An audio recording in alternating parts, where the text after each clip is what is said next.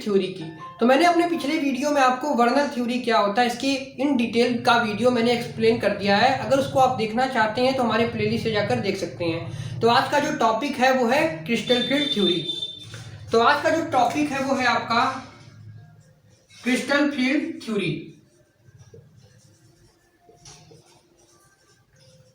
तो देखिए ये थ्योरी मेनली क्या बताती है। तो ये थ्योरी मेनली देखिए इस थ्योरी से आप स्ट्रॉन्ग फील्ड क्या होता है, वीक फील्ड लिगेंड क्या होते हैं, इनके बारे में आप जान जाएंगे। यानी स्ट्रॉन्ग फील्ड क्या होता है, स्ट्रॉन्ग फील्ड पेयरिंग क्यों करता है और वीक फील्ड पेयरिंग क्यों नहीं करता है, इसको हम जान जाएंगे। इस थ्योरी एक्सप्लेन कर देगी और एक कलर ऑफ कॉम्प्लेक्स को भी एक्सप्लेन कर देगी। इसीलिए क्रिस्टल फील्ड थ्योरी जो है यही एक मॉडर्न केमिस्ट्री की यही थ्योरी को अब हम मानते हैं। क्योंकि वर्नल थ्योरी जो थी वो भी फेल हो गई और उसके बाद बैलेंस बॉन्ड थ्योरी आई तो उन्होंने कॉम्प्लेक्स ऑफ कलर कंपाउंड को नहीं बताया, यानी कलर को एक्सप्लेन नहीं कर पाए। फिर उसके बाद आता है कि वो स्ट्रॉन्ग और वीक फील्ड लिगेंड के डिस्टिंक्ट नहीं कर पाए।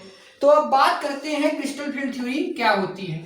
तो देखिए इस थ्योरी को सबसे पहले लिखते हैं और उसके बाद मैं आपको एक्सप्लेनेशन दूंगा। ये थ्योरी क्या है, this is a model of electronic structure, this is the model of electronic structure of,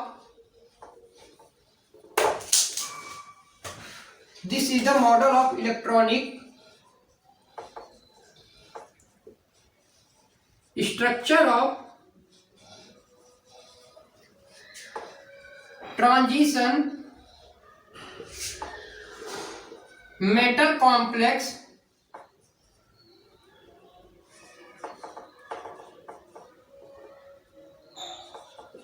तो ये थ्योरी क्या बताती है, बताती है जो इलेक्ट्रॉनिक स्ट्रक्चर होता है किसी भी transition metal complex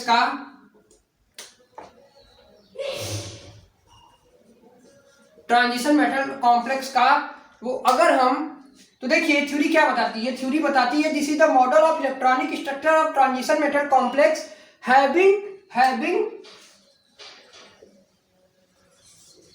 D orbital, यानी how the D orbital of the complex can be affected on applying electric field. यानी this theory is the tell about the electronic structure of transition metal complex, how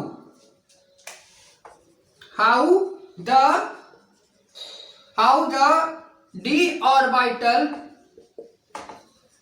are affected by applying electric field. अब देखिए इसको आपको हिंदी में explain करते हैं। तो ये थ्योरी क्या बताती है, तो ये थ्योरी एक model electronic structure of transition metal complex है जो हमको बताती है कि कैसे डी ऑर्बिटल जो है वो इफेक्ट होता है अगर हम अप्लाई करते हैं किसी भी इलेक्ट्रिक फील्ड को। अब इतना तो हमने पढ़ लिया। अब इसके बाद हम देखिए इस थ्योरी में मेनली डी ऑर्बिटल की चर्चा करते हैं, क्योंकि डी ऑर्बिटल से ही कलर ऑफ कॉम्प्लेक्स की, क्योंकि कलर ऑफ कॉम्प्लेक्स में होता है डी ट्रांजिशन, वहां से इस थ्योरी में ये एक्सप्लेन कर देगा कि कलर ऑफ कॉम्प्लेक्स को ये एक्सप्लेन कर देगा। तो देखिए थ्योरी क्या बताती है, सबसे पहले तो ये थ्योरी बताती है electronic structure of transition metal orbital. अब देखिए ट्रांजिशन क्या होता है, तो आपको जो डी ऑर्बिटल होते हैं, जैसे F and D block element जो होते हैं, उसमें जो डी ब्लॉक एलिमेंट होते हैं उनको जो ट्रांजिशन मेटल बोलते हैं, एक्सेप्ट जिन, इनको छोड़कर हम बाकी सब एलिमेंटों को क्या बोलते हैं, ट्रांजिशन एलिमेंट बोलते हैं। तो देखिए तो ये क्रिस्टल फील्ड थ्योरी हमको क्या बताती है, तो एक प्रकार की मॉडल है electronic structure of transition metal complex का, और ये बताती है कि how the D orbital can be affected by applying electric field. अगर हम इलेक्ट्रिक फील्ड को अप्लाई करते हैं तो कैसे डी ऑर्बिटल अफेक्ट होता है, तो ये थ्योरी यही एक्सप्लेन करती है। अब देखिए चलिए इतना इरेज कर देते हैं। अब इसके बाद हम आपको अपने से एक्सप्लेन करेंगे कि क्या होता है क्रिस्टल फील्ड थ्योरी। यहाँ पर स्प्लिटिंग होती है डी ऑर्बिटल की, वो भी एक्सप्लेन करता है ये। तो चलिए इतना इरेज कर देते हैं। अब देखिए सिंस हम जानते हैं जो डी ऑर्बिटल होते हैं वो क्या होते हैं, तो हम डी ऑर्बिटल को जानते हैं कि उसमें 5 डी जनरेटेड होते हैं। अगर हम डी ऑर्बिटल की बात करें तो डी ऑर्बिटल क्या होती हैं, they are 5 D generated, D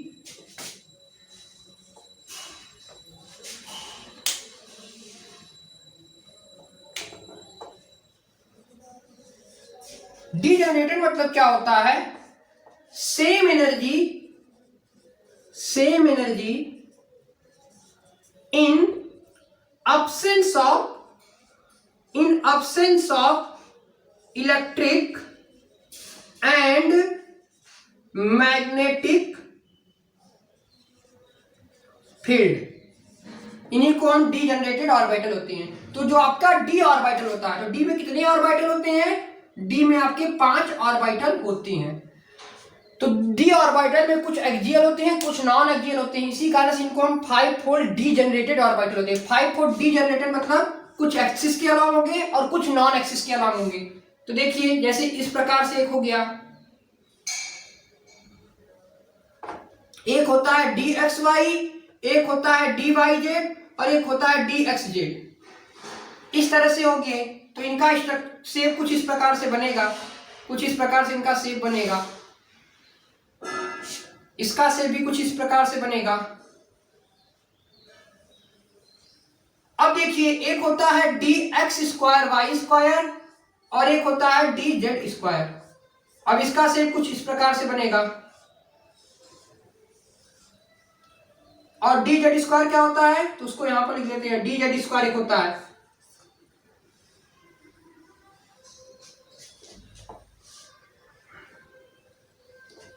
तो इसको भी बना लेते हैं हम।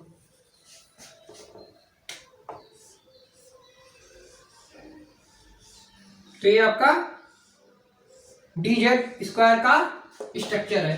तो देखिए जो D X Y, D Y Z और डी एक्स जेड जो होते हैं, ये आपका एक्स एक्सिस हो गया है वाई, ये आपका वाई एक्सिस हो गया है जेड, ये आपका एक्स एक्सिस हो गया है जेड हो गया। उसी तरह ये हो गए। तो देखिए जो D X Y, D Y Z और डी एक्स जेड होती हैं, ये आपके क्या होती हैं, ये आपके नॉन एक्सियल होती हैं। और इनकी अगर हम बात करें तो ये आपके एक्सियल होती है। एक्सियल मतलब एक्सिस के अलॉन्ग पाए जाते हैं और ये नॉन एक्सियल है, यानी एक्सिस के अलॉन्ग नहीं है।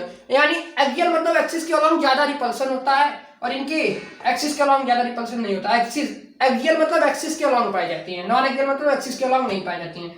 तो ये था आपका डी ऑर्बिटल। अब देखिए इसी डी ऑर्बिटल में क्या होता है, स्प्लिटिंग होता है। अब इसके बाद हम बात करेंगे ऑक्टाहेड्रल स्ट्रक्चर की बात कर लेंगे, फिर उससे आपको बताएंगे क्रिस्टल फील्ड थ्योरी क्या होती है।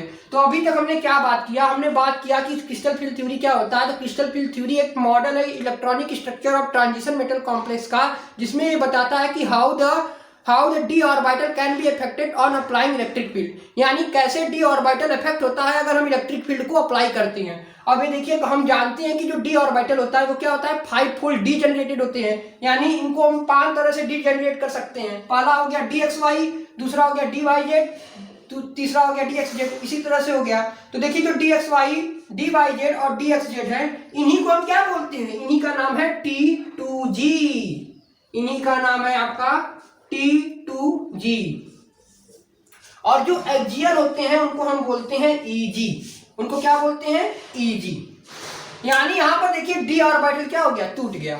एक T2G हो गया, यानी नॉन एक्सियल वाला एक तरफ हो गया और एक्सियल वाला एक तरफ हो गया। अब इसके बाद मैं आपको crystal field theory in detail बताऊंगा। अब उसके बाद हम उसकी चर्चा करते हैं। चलिए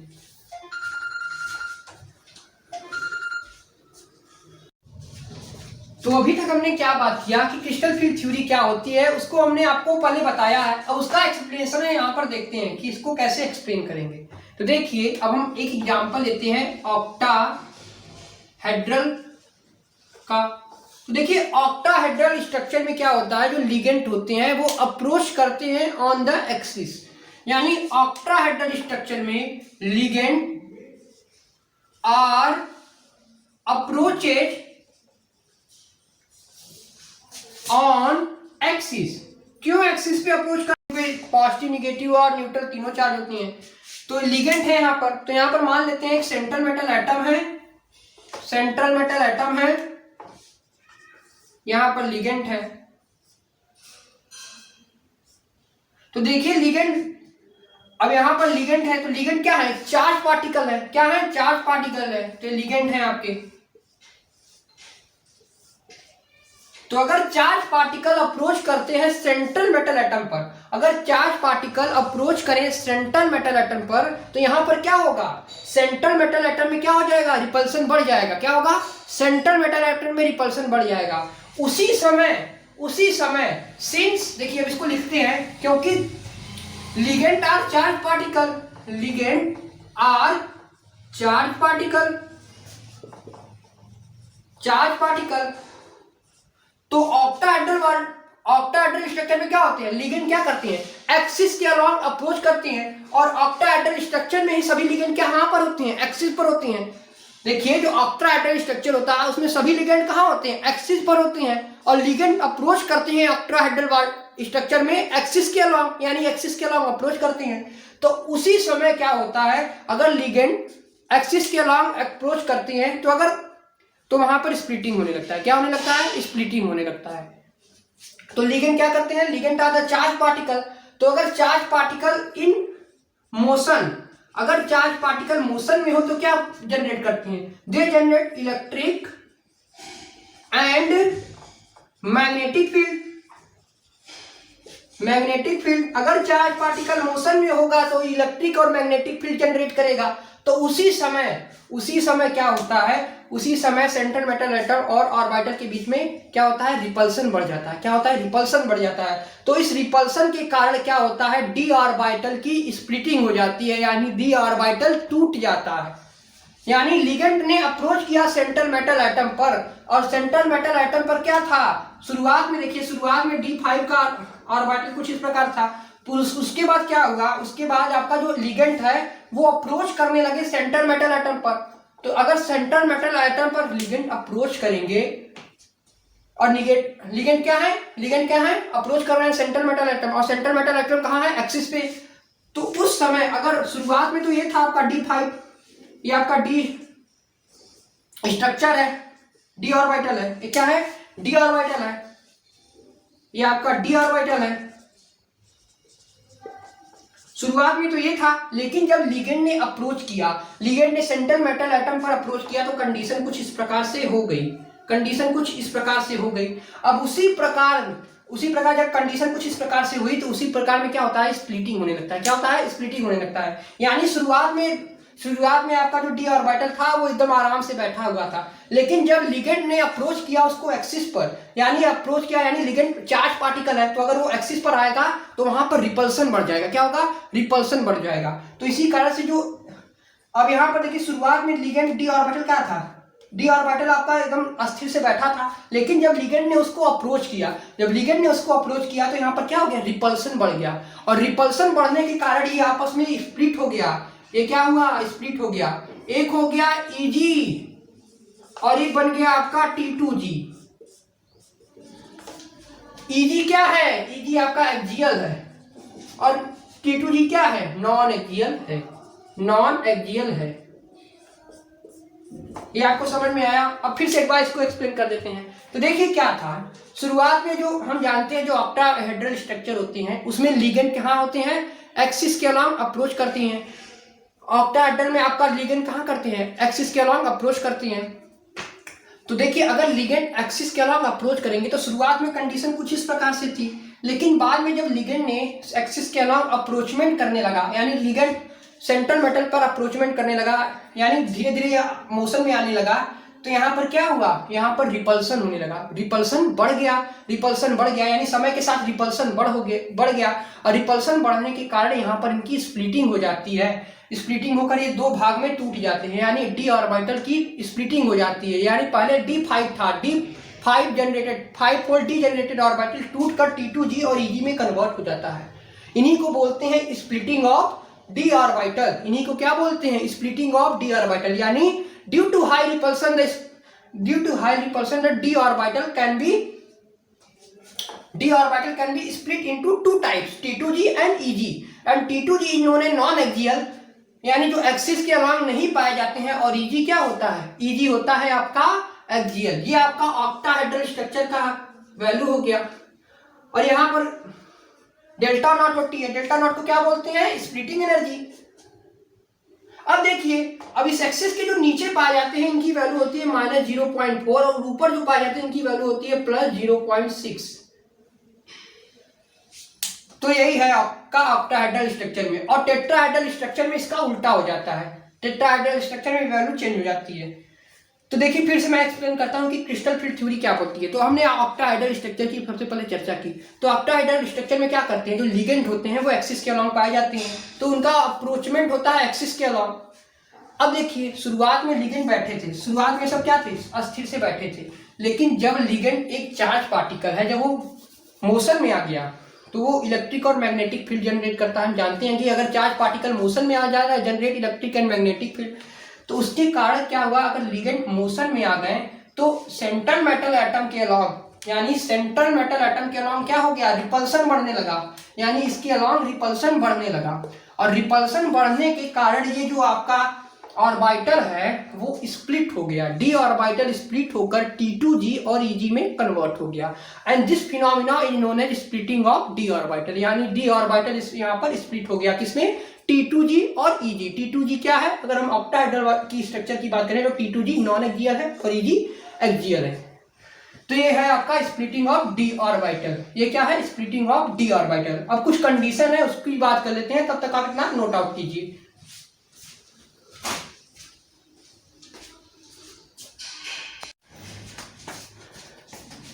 तो चलिए बात कर लेते हैं क्रिस्टल फील्ड स्टेबलाइजेशन एनर्जी क्या होती है। क्रिस्टल फील्ड स्टेबलाइजेशन एनर्जी, इसका फार्मूला क्या होता है, यहाँ पर डेल्टा नॉट होगा, यहाँ पर भी डेल्टा नॉट होगा। तो देखिए क्या होता है, तो -0.4 delta not into number of electron in T2G plus 0.6 delta not into number of electron EG plus number of extra pair. ये फार्मूला बनता है आपका क्रिस्टल फील्ड स्टेबलाइजेशन एनर्जी का। तो अब हम लेते हैं एक इलेक्ट्रॉनिक स्ट्रक्चर को। अब देखिए, अब इसका तो हमने बता दिया क्रिस्टल फील्ड थ्योरी क्या होती है, हमने एक ऑक्टाहेड्रल और टेट्राहेड्रल में ये दोनों होते हैं क्रिस्टल फील्ड थ्योरी। तो हमने ऑक्टाहेड्रल का आपको एग्जांपल लेकर बताया कि जो लिगेंड होते हैं क्रिस्टल फील्ड थ्योरी में, यानी हम जानते हैं कि जो ऑक्टाहेड्रल स्ट्रक्चर होते हैं उनमें लिगेंड क्या करते हैं, एक्सिस के अलॉन्ग अप्रोच करते हैं। तो उस समय जो क्या होता है, और लिगेंड एक चार्ज पार्टिकल है, तो अगर वो चलेगा तो वो क्या जनरेट करेगा, इलेक्ट्रिक और मैग्नेटिक फील्ड को जनरेट करेगा। अगर चार्ज पार्टिकल मोशन में है तो इलेक्ट्रिक एंड मैग्नेटिक फील्ड को जनरेट करेगा। अब देखिए, तो उसी समय क्या होता है, शुरुआत में तो डी ऑर्बिटल आसानी से बैठा था शांति से, लेकिन जब लिगेंड एक्सिस के अलॉन्ग आने लगे, यानी सेंट्रल मेटल एटम के पास आने लगे, तो यहाँ पर रिपल्सन बढ़ गया, यानी यहाँ पर भीड़ बढ़ गया। और भीड़ के कारण ये क्या किया, रिपल्सन इसमें होने लगा, और रिपल्सन के कारण यहाँ पर डी ऑर्बिटल टूटकर दो T2G और EG में कन्वर्ट हो गया। इसी को बोलते हैं स्प्लिटिंग। क्या बोलते हैं, स्प्लिटिंग।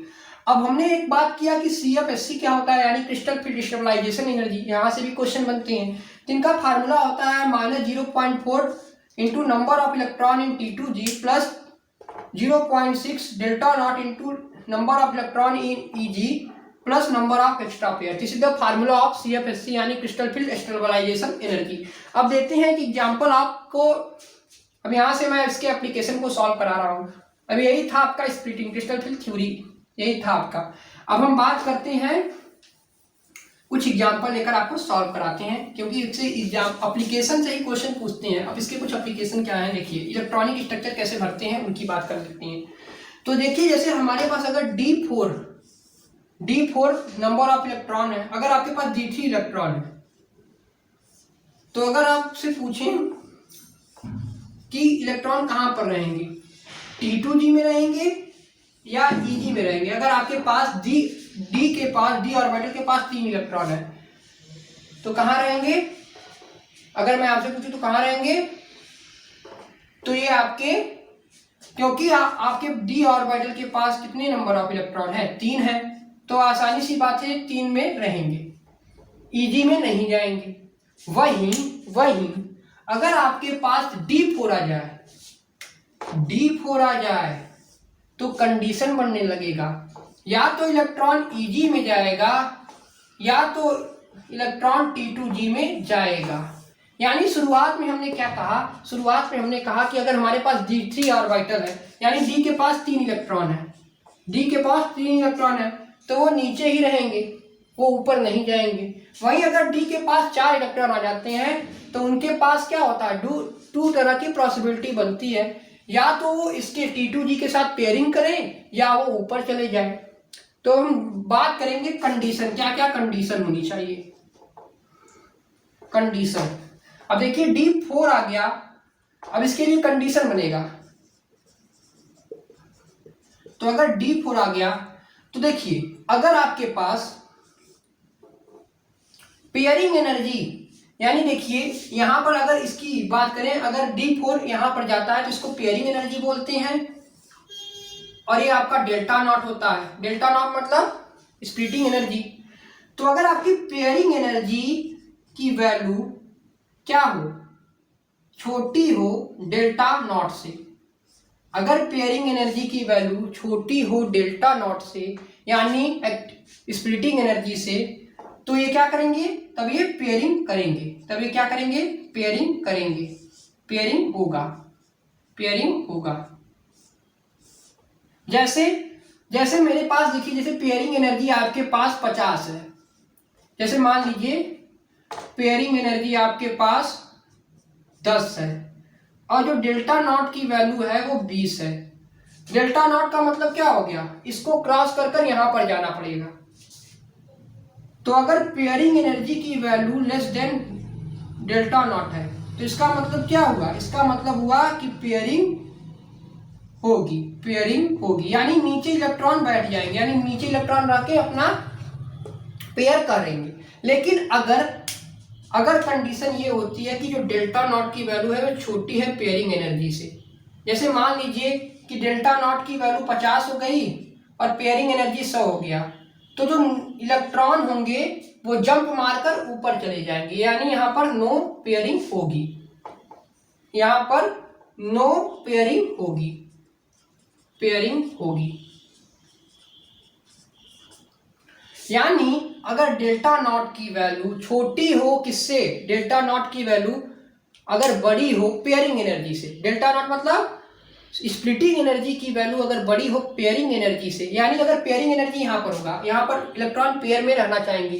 देखिए जो Eg है वो क्या है, Eg में देखिए Eg आपका एक वीक फील्ड लिगेंड है, Eg क्या है, वीक फील्ड लिगेंड है, तो यहाँ पर पेयरिंग की पॉसिबिलिटी नहीं होती, यानी इस ऑर्बिटल में पेयरिंग की पॉसिबिलिटी नहीं होती है, पेयरिंग की पॉसिबिलिटी होती है इसमें, इस वाले ऑर्बिटल में, क्योंकि नीचे है। तो देखिए अगर पेयरिंग एनर्जी की वैल्यू कम होगी डेल्टा नॉट से, डेल्टा नॉट मतलब यहां से इलेक्ट्रॉन को अगर यहां पर जाना है, अगर ये वैल्यू ज्यादा रहेगी तो इलेक्ट्रॉन यहीं पर रहेंगे। वहीं अगर पेयरिंग एनर्जी की वैल्यू छोटी हो बड़ी हो गई डेल्टा नॉट से, अगर पेयरिंग एनर्जी की वैल्यू बड़ी हो गई डेल्टा नॉट से, तो इसका मतलब क्या होगा कि इलेक्ट्रॉन नीचे न रहकर ऊपर चले जाएंगे, नीचे न रखकर ऊपर चले जाएंगे। तो ये कंडीशन। अब देखिए, अब हम जानते हैं स्ट्रॉन्ग फील्ड लिगेंड क्यों पेयरिंग करते हैं और वीक फील्ड लिगेंड क्यों नहीं करते हैं। तो देखिए बात करते हैं स्ट्रॉन्ग फील्ड लिगेंड ही क्यों पेयरिंग करते हैं।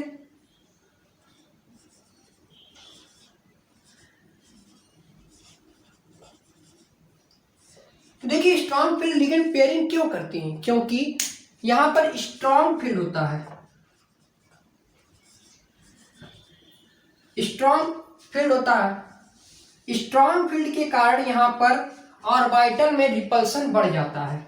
क्या होता है, रिपल्सन बढ़ जाता है। रिपल्सन बढ़ जाने के कारण ये जो इसमें जो यानी स्ट्रॉन्ग फील्ड लिगेंड होता है, तो इनके बीच में क्या होता है, रिपल्सन बढ़ जाता है, और रिपल्सन बढ़ने के कारण जो ये डेल्टा नॉट की वैल्यू है वो क्या हो जाती है, इंक्रीज हो जाती है, वो भी बढ़ जाती है। जिस कारण से अगर डेल्टा नॉट की वैल्यू इंक्रीज हो गई तो ये गैप ज्यादा बड़ा हो गया, और ज्यादा बड़ा होने के कारण ये पेयरिंग करते हैं, पेयरिंग करते हैं, पेयरिंग करते हैं। तो क्यों करते हैं, क्योंकि स्ट्रॉन्ग फील्ड लिगेंड में फील्ड स्ट्रेंथ स्ट्रॉन्ग होती है, यानी फील्ड स्ट्रेंथ क्या होती है, यहाँ पर फील्ड स्ट्रेंथ स्ट्रॉन्ग होती है। स्ट्रॉन्ग फील्ड लिगेंड की बात करें तो यहाँ पर आपका फील्ड स्ट्रेंथ स्ट्रॉन्ग होती है।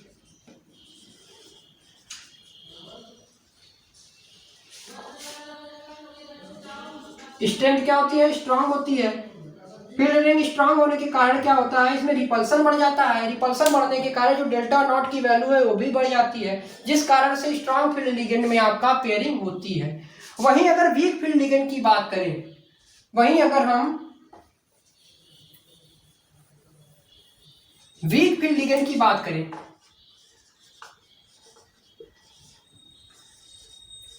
तो वीक फील्ड लिगेंड में क्या होता है, वीक फील्ड लिगेंड की अगर हम बात करें तो यहां पर जो फील्ड स्ट्रेंथ है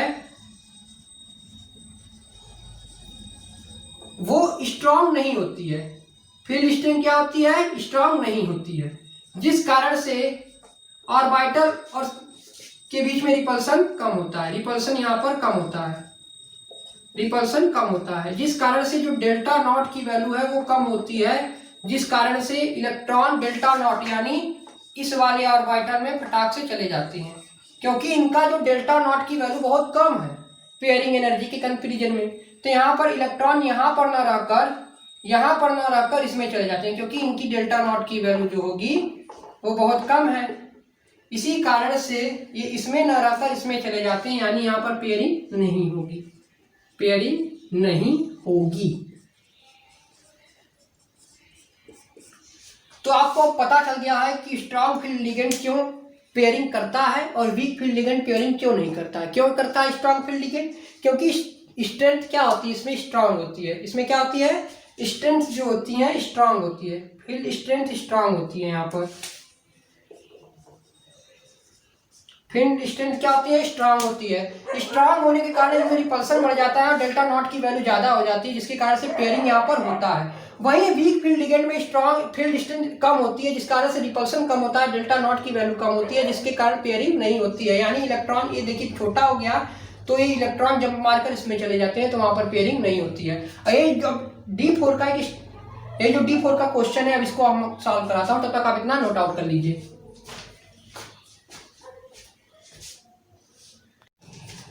तो देखिए जो क्वेश्चन अराइज होता है, जैसे पूछेगा वो आपसे, जैसे आपके पास D4 है तो क्वेश्चन पूछेगा D4 का इलेक्ट्रॉनिक कॉन्फ़िगरेशन करिए इन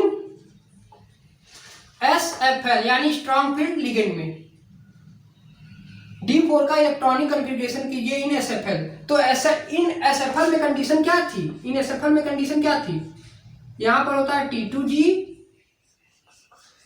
ये होता है आपका EG। तो SFL में कंडीशन क्या होती है कि पेयरिंग होती है। तो यहां पर D4 की बात कर रहा है, तो यहां पर पेयरिंग होगी, पेयरिंग होगी तो इलेक्ट्रॉन कहां रह जाएंगे, इलेक्ट्रॉन रह जाएंगे इसमें हंस रूल ऑफ मैक्सिमम मल्टीप्लिसिटी के यहाँ फॉलो होगी। तो यहाँ पर अगर आपसे इसका इलेक्ट्रॉनिक कॉन्फ़िगरेशन पूछता है तो क्या हो जाएगा, ये हो जाएगा T2G और नंबर ऑफ इलेक्ट्रॉन कितने हो गए 4 और EG में कितने हो गए 0 0। अगर यहीं पर आपसे पूछूं कि number of extra pair, number of extra pair कितने हो गए, एक्स्ट्रा पेयर कितने हो गए, तो नंबर ऑफ एक्स्ट्रा पेयर यहाँ पर कितने हैं, 1 है, 1 है। वहीं अगर मैं आपसे पूछूं D4 इन वीक फील्ड लिगेंड यानी electronic configuration of D4 in WFL यानी वीक फील्ड लिगेंड में बताइए क्या होगा। तो वीक फील्ड लिगेंड में क्या होगा, पेयरिंग नहीं होगी, पेयरिंग नहीं होगी, पेयरिंग नहीं होगी, यानी ये जो इलेक्ट्रॉन है ये इसमें चले जाएंगे। तो इसका इलेक्ट्रॉनिक कॉन्फ़िगरेशन क्या बनेगा, इसका इलेक्ट्रॉनिक कॉन्फ़िगरेशन बनेगा T2G3, क्योंकि 3 इलेक्ट्रॉन है, T2G यहाँ पर 3 इलेक्ट्रॉन है, या इसको लिखना चाहें तो इस तरह से भी लिख सकते हैं 1 1 1 EG 1 0। कहीं कहीं पर इसको इस तरह से भी लिखता है T2G3 EG 1। वहीं अगर इसको लिखना चाहें तो इसको इस तरह से और लिख सकते हैं T2G 2 1 1 EG 0 0। इसको इस तरह से भी आप लिख सकते हैं। तो इस तरह से आप इलेक्ट्रॉनिक कॉन्फ़िगरेशन करेंगे, तो इस तरह से आप इलेक्ट्रॉनिक कॉन्फ़िगरेशन करेंगे। इसको इस तरह से भी लिख सकते हैं T2G में EG 0 0, या इसी को आप लिखना चाहें तो लिख सकते हैं T2G3 EG 0 0। यानी अगर SFL की बात करेगा तो पेयरिंग होगी और वीक फील्ड लिगेंड में पेयरिंग नहीं होगी, तो ये इलेक्ट्रॉन यहां पर चला जाएगा। तो कॉन्फ़िगरेशन कुछ इस प्रकार से बनेगा। और यहां पर अगर मैं आपसे पूछूं नंबर ऑफ एक्स्ट्रा पेयर कितने होंगे, नंबर ऑफ एक्स्ट्रा पेयर, तो देखिए पेयरिंग ही नहीं होंगी तो नंबर ऑफ एक्स्ट्रा पेयर ही नहीं रहेंगे, यानी 0, कोई भी एक्स्ट्रा पेयर ऑफ इलेक्ट्रॉन नहीं होंगे। तो ये जैसे मैंने आपको D4 बताया, उसी तरह लेते हैं D5 का।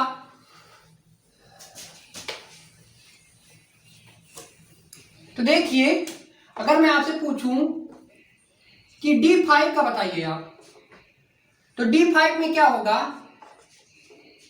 D5 in SFL, electronic configuration of D5 in SFL करिए, तो नीचे करेंगे आप T2G और ऊपर हो जाएगा Eg। तो T2G में कितने नंबर ऑफ इलेक्ट्रॉन है, तो देखिए क्योंकि ये स्ट्रॉन्ग फील्ड लिगेंड है तो यहाँ पर पेयरिंग होगी, तो पेयरिंग होगी तो नीचे ही इलेक्ट्रॉन रहना चाहेंगे, नीचे ही इलेक्ट्रॉन रहना चाहेंगे, और Eg में कोई भी इलेक्ट्रॉन नहीं रहेंगे। यानी जो आपका कॉन्फ़िगरेशन बनेगा इलेक्ट्रॉनिक कॉन्फ़िगरेशन जो बनेगा वो बनेगा T2G 221 Eg 00। वहीं अगर आपसे पूछे नंबर ऑफ एक्स्ट्रा पेयर बताइए, तो क्या होगा, यहाँ पर 2 नंबर ऑफ एक्स्ट्रा पेयर, एक इसमें, यानी 2 नंबर ऑफ एक्स्ट्रा पेयर होगा। वहीं अगर मैं आपसे पूछूं D5 इन WFL बताइए, electronic configuration of D5 in WFL बताइए, यानी वीक फील्ड लिगेंड वाला बताइए, तो क्या होगा। तो देखिए इलेक्ट्रॉनिक कॉन्फ़िगरेशन क्या होगी, जैसे T2G है, ये Eg है, तो इलेक्ट्रॉनिक कॉन्फ़िगरेशन कुछ इस प्रकार से बनेगी, यानी T2G का इलेक्ट्रॉनिक कॉन्फ़िगरेशन हो जाएगा 111 और Eg का हो जाएगा 11, तो ये इलेक्ट्रॉनिक कॉन्फ़िगरेशन बनेगी। वहीं इसमें नंबर ऑफ एक्स्ट्रा पेयर की बात करें तो नंबर ऑफ एक्स्ट्रा पेयर क्या होंगे, 0 होंगे, यानी वीक फील्ड लिगेंड में कोई भी नंबर ऑफ एक्स्ट्रा पेयर नहीं होती हैं। तो इस तरह से आप क्वेश्चनों को सॉल्व करेंगे। तो देखिए सेकंड क्वेश्चन मैंने ये आपको सॉल्व करा दिया, पहला D4 लिया, दूसरा D5 लिया। अगर SFL पूछेगा तो पेयरिंग होगी तो इलेक्ट्रॉन नीचे रहना चाहेंगे, तो कॉन्फ़िगरेशन कुछ इस प्रकार से बनेगा। वहीं अगर WFL हुआ तो पेयरिंग नहीं होगी तो इलेक्ट्रॉन ऊपर चले जाएंगे और पेयरिंग कुछ इस प्रकार से बनेगी। तो ये थे इसके एप्लीकेशन। उसी तरह बात कर लेते हैं ऑक्टाहेड्रल की, तो हमने बात कर ली, हम बात करेंगे टेट्राहेड्रल की। टेट्राहेड्रल में तो देखिए फार्मूले में बस थोड़ा चेंज हो जाता है, बस कोई और कुछ नहीं है।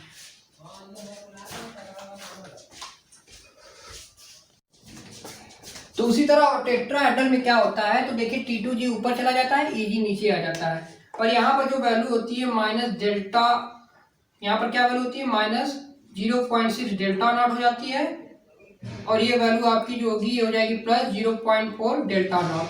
और यहाँ पर जो फार्मूला बनता है CFSC का, यानी क्रिस्टल फील्ड स्टेबलाइजेशन एनर्जी का, क्या बनेगा minus 0.5 delta not minus 0.6 delta not, इसका फार्मूला बनेगा minus 0.56 delta not into number of extra pair into number of electron in Eg into number of electron in Eg plus 0.4 delta not into plus 0.4 delta not into number of electron in T2G number of electron in T2G plus number of extra pair. तो इस तरह से tetrahedral में ये structure बनता है। Tetrahedral में ये वाला आपका बनेगा। और टेट्राहेड्रल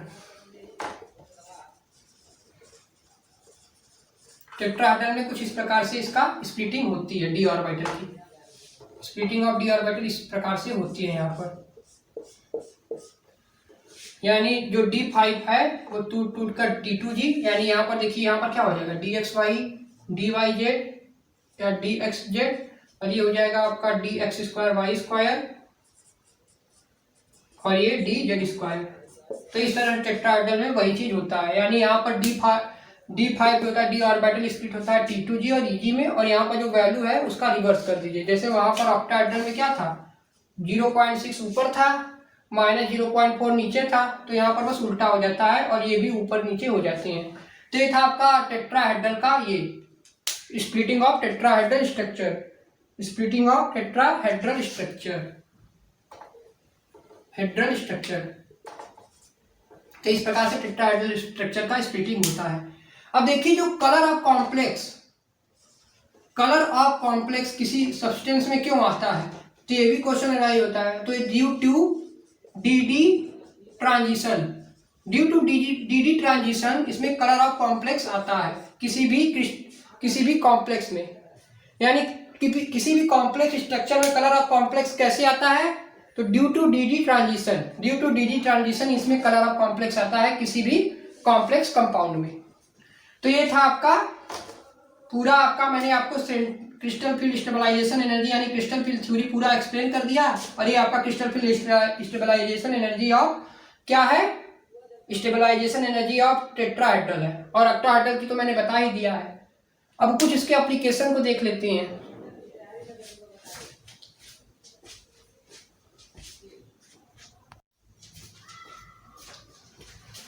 तो अब नेक्स्ट टॉपिक आपका है फैक्टर इफेक्टिंग CFSC यानी क्रिस्टल फील्ड स्टेबलाइजेशन एनर्जी को कौन कौन से फैक्टर इफेक्ट करेंगे। तो पहला हो गया स्ट्रेंथ ऑफ लिगेंड। अगर स्ट्रेंथ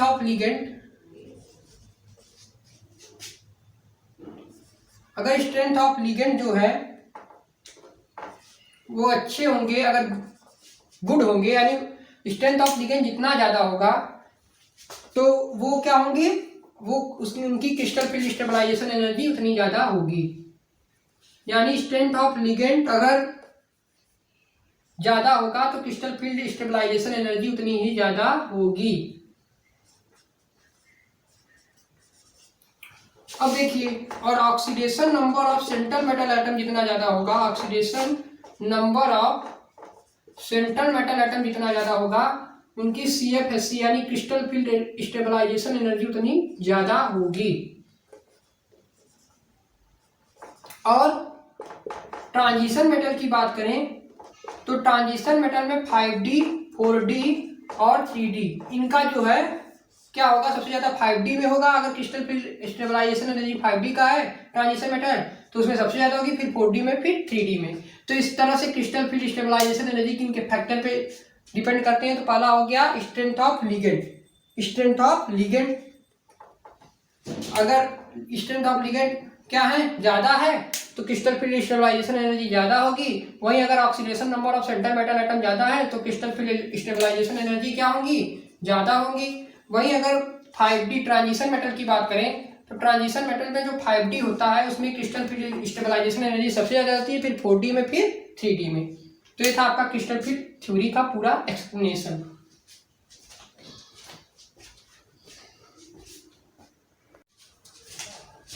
तो हम बात कर लेते हैं स्टेबिलिटी ऑफ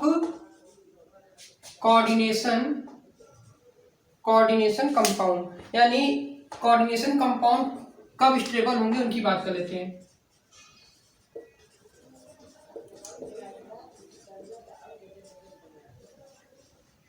तो देखिए, अगर आपके पास अगर कोई कॉम्प्लेक्स रिंग का फॉर्मेशन कम करता है तो वहां पर जो है वो सबसे ज्यादा स्टेबल होगा, यानी जो रिंग का फॉर्मेशन करेगा वो स्टेबल होगा। और सेकंड हो गया कि अगर ग्रेटर अगर बेस स्ट्रेंथ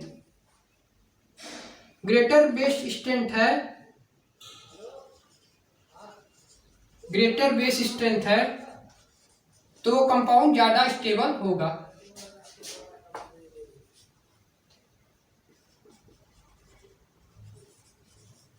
अगर ग्रेटर बेस स्ट्रेंथ होगा यानी जो लिगेंड का बेस स्ट्रेंथ ज्यादा होगा वो ज्यादा स्टेबल होगा। दो कंडीशन हो गई। और तीसरी कंडीशन हो गई कि हायर चार्ज होना चाहिए। Higher charge on central metal atom. जितना ज्यादा सेंट्रल मेटल एटम पर चार्ज होगा वो ज्यादा स्टेबल होगा। तो ये तीन कंडीशन आपको नोट आउट कर देनी है कि अगर जो रिंग फॉर्मेशन करेगा तो उसकी स्टेबिलिटी सबसे ज्यादा होगी। अगर वो ग्रेटर बेस स्ट्रेंथ होगा तो उसकी स्टेबिलिटी सबसे ज्यादा होगी कोऑर्डिनेशन कंपाउंड की। अगर वो हाईएस्ट चार्ज होगा किसका, अगर हाईएस्ट चार्ज होगा सेंट्रल मेटल एटम का तो स्टेबिलिटी उतनी ज्यादा होगी। तो ये था स्टेबिलिटी ऑफ कोऑर्डिनेशन कंपाउंड। इसको भी CFT यानी क्रिस्टल फील्ड थ्योरी ने भी एक्सप्लेन कर दिया। क्या बताया कि जिसमें रिंग फॉर्मेशन होगी वो ज्यादा स्टेबल होगा, जिसमें base strength greater base strength होगा वो ज्यादा स्टेबल होगा, और जिसमें highest charge of central metal होगा वो ज्यादा स्टेबल होगा।